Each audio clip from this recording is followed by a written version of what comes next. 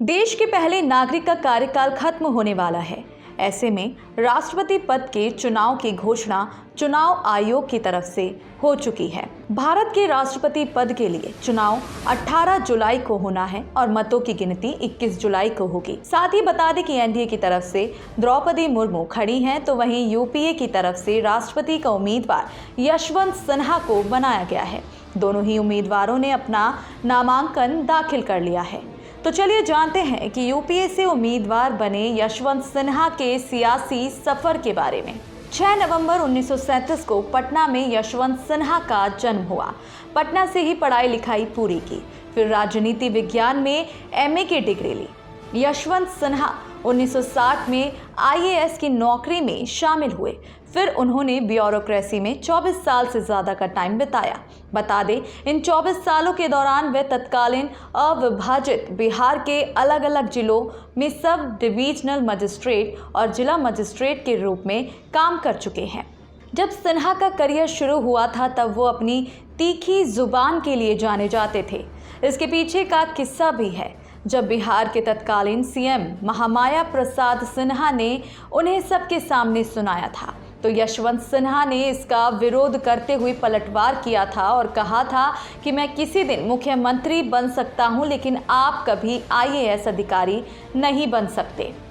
यशवंत सिन्हा पूर्व प्रधानमंत्री चंद्रशेखर के करीबी माने जाते हैं। यशवंत सिन्हा ने 1984 में आईएएस की नौकरी छोड़ सियासत की दुनिया में कदम रखा। राजनीति की शुरुआत जनता पार्टी से की। बाद में जनता पार्टी, लोकदल और वीपी सिंह के जन मोर्चा के विलय के बाद राजीव गांधी के नेतृत्व वाली कांग्रेस सरकार को हटाने के लिए यशवंत सिन्हा को नवगठित जनता दल के महासचिव के रूप में नियुक्त किया गया। हालांकि चंद्रशेखर से यशवंत की नज़दीकी के कारण उन्हें 1989 में सत्ता में आई वीपी सिंह की सरकार में मंत्री पद से हटा दिया गया था। कांग्रेस के समर्थन से चंद्रशेखर जब प्रधानमंत्री बने तो उन्होंने नवंबर 1990 और जून 1991 के बीच अपनी अल्पकालिक सरकार में केंद्रीय वित्त मंत्री के रूप में यशवंत सिन्हा को जगह दी। फिर आया वो मोड़ जब यशवंत सिन्हा ने बीजेपी का दामन थामा। दरअसल 1996 के लोकसभा चुनाव के पहले यशवंत सिन्हा भाजपा में शामिल हो गए थे। यशवंत सिन्हा ने हजारीबाग लोकसभा क्षेत्र से चुनाव लड़ा और जीत दर्ज की। यशवंत सिन्हा केंद्र में अटल बिहारी वाजपेयी के नेतृत्व वाली एनडीए सरकार में करीब 4 साल तक वित्त मंत्री रहे और 2 साल विदेश मंत्री रहे। फिर 2004 के लोकसभा चुनाव में यशवंत सिन्हा हजारीबाग से चुनाव हार गए थे। हालांकि 2005 में राज्यसभा का चुनाव जीतकर यशवंत सिन्हा फिर से संसद पहुंचे।